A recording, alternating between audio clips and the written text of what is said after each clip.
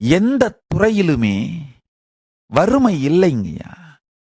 அந்த துறையின் தலைவர்கள், முடிவெடுப்பவர்கள் மக்களை வறுமையில் வைத்திருக்க வேண்டும் என்பதற்காக செய்த பெரும் சூழ்ச்சியே மனித இனம் படும் எல்லா துக்கங்களுக்கும் காரணம்.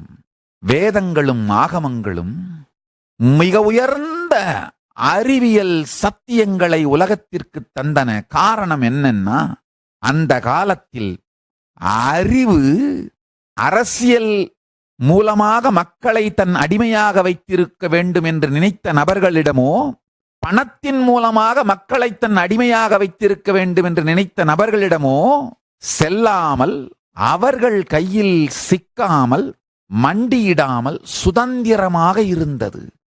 ஆதி சைவர்கள் கட்டுப்பாட்டில் அறிவியல், ஞான அறிவியல் சுதந்திரமாக இருந்தது.